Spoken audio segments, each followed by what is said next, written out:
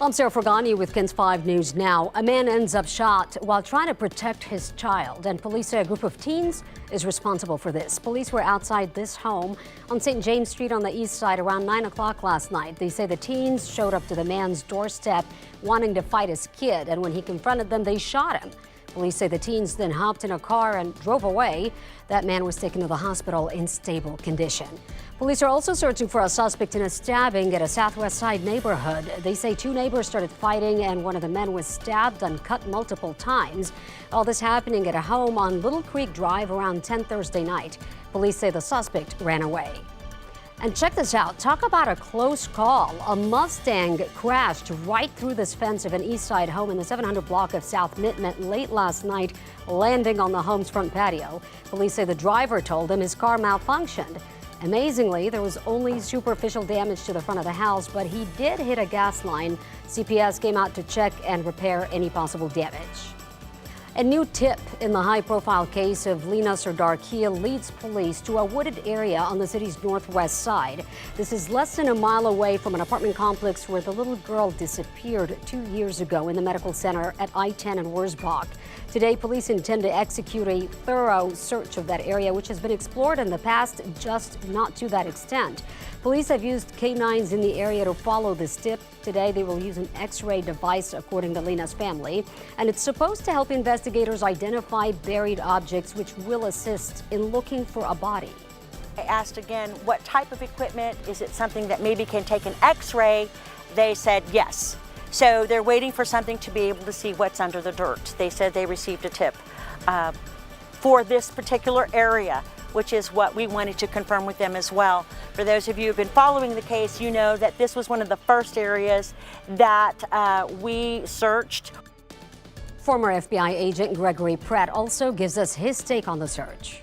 Very difficult to find a clandestine grave if the killer doesn't want you to find it. It's very, very difficult. Children are our most precious resource, right? So I don't think anyone ever gives up hope. Last year, Lena's family released an updated sketch of what Lena might look like today. She's 5 years old, and next Tuesday will be her 6th birthday. If you know anything about her whereabouts, call police 210-224-STOP. Uvalde parents are reacting to new AI voice cloning technology using their kids' voices. I'm a 4th grader at Robb Elementary School in Uvalde, Texas. Or at least I was. The chilling calls started going out to lawmakers across the country on Wednesday. That project was actually started by the family of Joaquin Oliver, a victim of the Parkland school shooting. The voice cloning is all part of a revolution in the use of artificial intelligence. Grieving parents of Uvalde victims like Brett Cross, who's Uzziah Garcia's dad, had this to say. His voice back.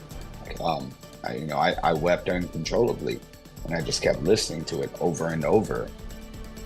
Now, these families say a drastic and creative approach is necessary to spark change.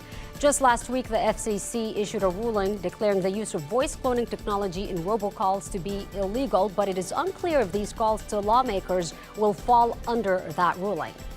People across the country, including San Antonians, are remembering the DJ who died in the Kansas City Super Bowl parade shooting.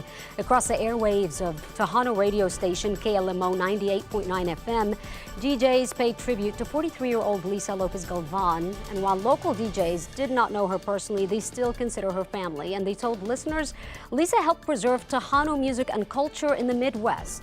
This reaction was a shock because how are we going to get the Tejanos over there in Kansas City? Do we even know where that's at to actually get a radio station to put them on the air? In Kansas City? That's saying something right there. She was in the forefront. KLMO will dedicate this weekend's Tejano Top 10 Countdown in Lisa's memory.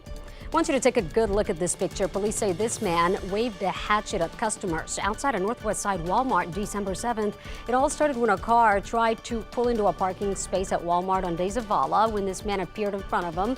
Police say they got into an argument and the man pulled out a hatchet from his backpack and threatened them. He left the scene and boarded a Via bus. Anyone with information is asked to call police.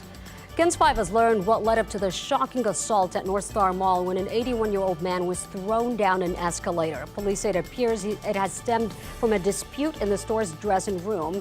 They say the victim pushed open one of the doors he thought was empty, realized someone was inside. They started to argue over whether the dressing room was for women or a handicapped dressing room. All happened January 27th, and surveillance cameras caught it inside the Dillards. San Antonio police are now asking this man and woman to please come forward to share their side of the story. For today's forecast, Paul Morales. All right, it's going to be cloudy today, 70 degrees for high, and then late tonight, cold front comes in, it turns windy and much cooler. And that's KENS 5 News Now. I'm Sarah Fergani.